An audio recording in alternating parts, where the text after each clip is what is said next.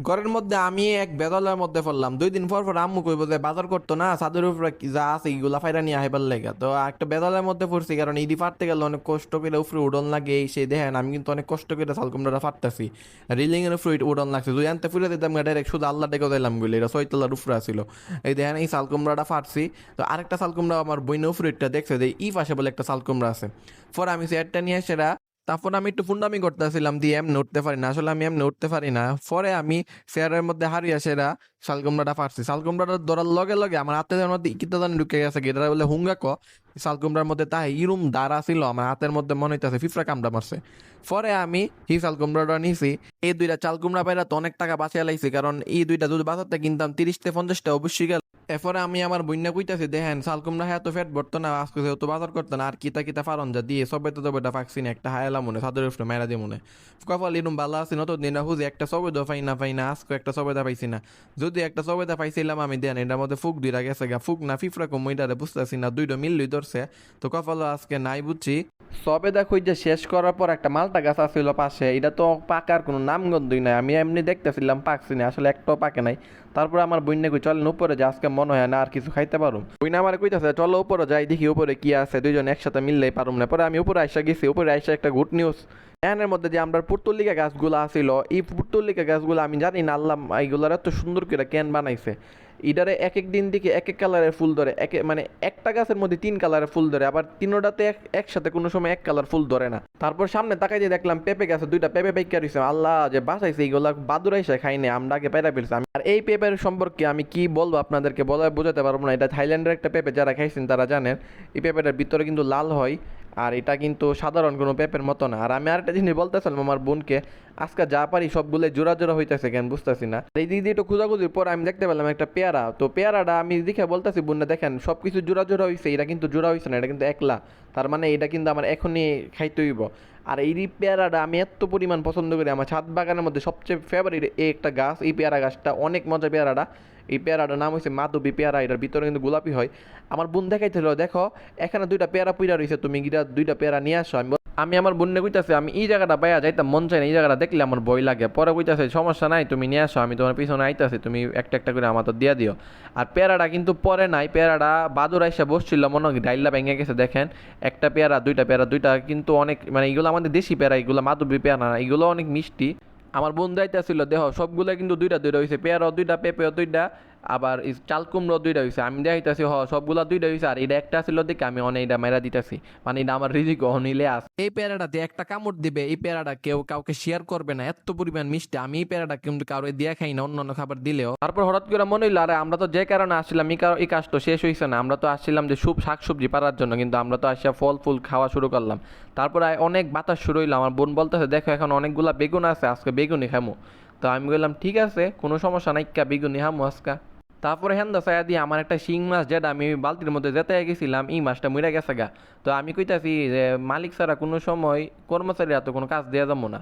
দেন আমার দুইটা মাছই মরে গেছে গা, আর আমার পানিটা ফাল্টাইছে না, পানি এরম সবুজ হইছে, সবুজ হয়ে মাছ মরে গেছে গা, পানিটা ফাল্টাই দেবার দরকার আছে। তো আমার শিং মাছটা মরে একবার শুটি হয়ে গেছে গা। এরপরে আমি দেখতেছিলাম হি মাছটা বাচ্চা আছে, পরে দি হি মাছটাও মরে গেছে গা। আমার এত পরিমাণ কষ্ট লাগতেছে বলার বাইরে। আর এন্দা আমি ছায়া দিয়ে পুরা সাদো সেলা বুইরা গেছে দেন, এনো একটা সেলা হেন একটা সেলা, মানে এত পরিমাণ সেলা সাধু কুইতে আইছে। আমি কইতাছি যে আজকে বিষ আনুম, বিষ আইনা সেটা মারুম, হগলটিরে মারুম। পরে দিই যে একটা শামুক আছে, এটার মধ্যে শামুকটা বাচ্চা আছে। এই শামুকটারে আমার বইনে মানে কোনো মতে উড়াইতে পারতেছে না, শামুকটা ছুটো আসিন কেমনে যেন অত্য পড়ে গেছে, উড়াই সেরা এটার মধ্যে দিছে, এটার পানীয় ময়লা। আমি বলছি এটা কিতা করলেন, এটার মধ্যে দিলেন আবার। পরে যাই হোক কিছু নিয়ে আইছে। এখন আমি কিসি দিয়া সেরা অনেকগুলা বেগুন আছে, বেগুন দিকে তো মাথা নষ্ট হয়ে গেছে, এতগুলা বেগুন আমি কেমনে পারুম। মাশাল্লাহ মাশাল্লাহ, সবাই মাশাল্লাহ বলবেন অবশ্য। দেখেন আমি কিন্তু বেগুন পাড়া শুরু করে দিছি, আসলে ছাদ বাগানে একটা বেগুন অনেক কিছু, আর এখানে তো একটা না হাজার হাজার বেগুন। আমি সবসময় বলি যে গাছ লাগাইলে আর বই কিনলে মানুষ গরিব হয় না, দেখেন এর প্রমাণ। এটা কিন্তু আপনাকে একদিন না একদিন ফল দিবে, যদি ফল না দেয় হয়তো ছায়া দিবে, যদি ছায়া না দেয় হয়তো বাতাস দিবে, একটা না একটা কাজে অবশ্যই আসবে। তো গাছ লাগাবেন সবাই, দেখেন মাশাল্লাহ মানে কি পরিমাণ বেগুন আসছে, আমি পারতে পারতে পুরো হেরান হয়ে গেছে, এত পরিমাণ বেগুন। আরও অনেক বেগুন আছে, আর বেগুন গাছে কিন্তু বেশিরভাগ ইয়া থাকে আর কি, ওই যে বিছা থাকে, আমি একটু বয়ে বয়ে পারতেছিলাম। তো কাঠও ছিল, তো একটুখানে একটা কথা আছে না, ওই যে গোলাপ ছিঁড়তে গেলে কাটার গোতা একটু খাওয়া লাগে, সেটা ভাববে পাড়া শুরু করে দিলাম আবার। তো আবার পারতেছি, দেখেন কতগুলা বেগুন আমি হাতে রাখতে পারতেছি না, নিচে দেওয়া লাগতেছে, আমার বোনরে দেওয়া লাগতেছে, নেন বেগুন নেন, আমি এতগুলা বেগুন পারতে পারতাম না। তো আমি বেগুন পারতেছি, আমার বোন বলতেছে দেখো তোমার এই পাশে বেগুন ওই পাশে বেগুন। আমি বলতেছি বোন আপনি আমারে অতলা কথা করেন না বোন, আমার পারবার লেগে দেন, আমি জানি বোন আমি অতলা বেগুন পারতে পারতাম না, আপনি একটু আমার সাহায্য করেন। পরে আমার বইনার তো দুইটা বুড়ি পড়ছে, দেওয়া বুড়ি দিও একটু বড় হইতাছে, এটি কিন্তু অনেক কষা, এটি হাইও না তুমি, বড় হইলে হাইও। আমি বলছি ঠিক আছে, আমি হাইতাম না, আমি বুড়ি এমন তো হাই না। এরপরে বেগুন আমি তো এই দিক দিয়ে ফাটতেছে, আর উনি এই দিক দিয়ে বেগুন টেগুন দেখাইতেছে, ইয়া করতেছে, আর আমি বেগুন উনার হাতও দিলাম, দেখেন মাসাল্লাহ কত পরিমাণ বেগুন। এতলা বেগুন যদি এই কয়টা গাছ থেকে আসে, এবার ভাবেন যারা বেগুনের ব্যবসা করে তারা কোটিপতি হয়ে যাবো। আমরা তো শুধু বেগুন বেশি, তাহলে তো মনে হইতেছে আমরা কোটিপতি হয়ে যাবো মাসাল্লাহ, এতগুলা বেগুন। আমি এতক্ষণ বেগুন ফাইরা ফাইরা আমার বইনেরা তো দিতেছি, আমার বইনা আমার কইতাছে তুমি এতক্ষণ একটা বেগুন ফাললা, কিন্তু একটা আনকমন বেগুন আছে তুমি এটা ফাললা না। আমি কিছু কিতা কই না, আপনি ফারিনছেন কোন জায়গাতে আছে বেগুনটা আমি দেখছি না। পরে আমার এই বেগুনটা দেখাইতেছে কুইনছেন এটা বলে আনকমন বেগুন।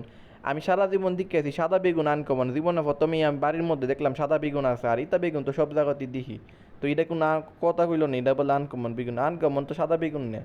তো এরপরে আমি আমার বন্যা দেখাইতেছি, দেখেন আজকে ছাদ বাগান থেকে অনেকগুলা বাজার করছি, আম্মু যেহেতু কইছে বাজার করতো না, তো আমি ছাদ বাগান থেকে বাজার করে নিলাম। বাবারে বাবা এত পরিমাণ বার হইছে, আমি জিম করে ডাল গাইতে পারতেছি না। এরপরে আমরা দুইজন দাঁড়াই কিছুক্ষণ কথা বলতেছিলাম, পরে তাকায় দেখি বেগুন গাছের মধ্যে আরো অনেকগুলা বেগুন আছে, তারপরে আমি ওই বেগুনগুলা পারতেছি।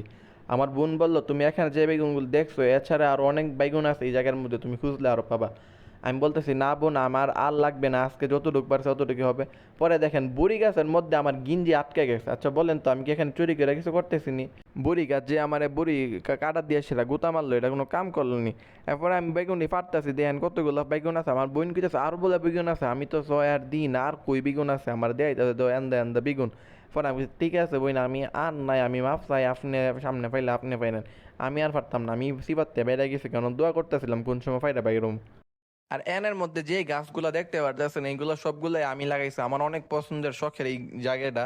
এই গাছগুলো আমি লাগাইছি, দেখেন এই গাছটা অনেক ছোট ছিল, এখন আমার ধুয়ে ফেলতেছে। আমি কিন্তু 6 ফুটের একটা মানুষ, আর গাছটা কিন্তু আস্তে আস্তে দেখা যাইতেছে 6 ফুট হয়ে যাইতেছে। আর একটা ফুল পারলাম আমি আমার বউয়ের জন্য, বউকে দিব। তারপর ফুলটা কানের মধ্যে লাগিয়ে বলতেছে আমার বোনকে, বোন আজকে আমরা অনেকক্ষণ ছাদে সময় কাটাইছি, চলেন আমরা আজকে নিচে চলে যাই। আর আপনি কোন জায়গায় বাইগুন দেখছেন এগুলো পেরে ফেলেন, আজকে পুরা বাইগুন গাছ খালি করে ফেলেন। তারপর বোন বলতে দাঁড়াও পারতেছি। তো দেখেন কতগুলা জিনিস পারলাম, বেগুন তো অনেকগুলা পারছি, এগুলো যদি বাজারে বিক্রি করতাম তাহলে মনে হয় আজকে আমি কোটিপতি হয়ে যেতাম। যে আমার যদি আরও অনেক গাছ থাকতো, আরও অনেক জায়গা থাকতো, তাহলে আমি অনেকগুলো বেগুন লাগাইতাম। আসলে এগুলো আমার আম্মু দেখে, আমি মাঝে মাঝে আসছে এগুলো বিটো টিটো করে যায় আর কি। তো আমার কাছে ভালো লাগে, গাছ পশু পাখি ভালো লাগে। আমি আসলে মুরগি পালি, আর বাগানটা আমার বোন তারপরে আমার আম্মু ওরা মিল্লা দেখে আর কি। আর একটা বেগুন নষ্ট হয়ে গেছিলো, এটা স্বাভাবিক, 10টা ভালো থাকলে একটা নষ্ট হয়ে যাবে। আর আমরা জিনিস কিন্তু নষ্ট জিনিসগুলো কাজে লাগাই ফেলি, হয়তো আমরা মুরগিকে খাওয়াই ফেলি, আর নাইলে এগুলা গাছের মাটিতে দিয়ে দিই, এগুলো একটা কম্পোস্ট সার হয়ে যায়, যেটা গাছের জন্য অনেক ভালো। আর দেখেন কতগুলা জিনিস, মাশাল্লাহ মাশাল্লাহ। তারপর আমি ফুলগুলা ছিঁড়তেছিলাম, কানে লাগাইতেছিলাম, আমার জানে কি শয়তানের দল লাগাই সেটা শাহরুখ খানের স্টাইল দিতেছিলাম। তো ফাইনালি ছাদ বাগানের কাজ এখানে শেষ, আর এই মুহূর্তে ভিডিও শেষ করে দিচ্ছি। সবাই ভালো থাকবেন, আল্লাহ হাফেজ।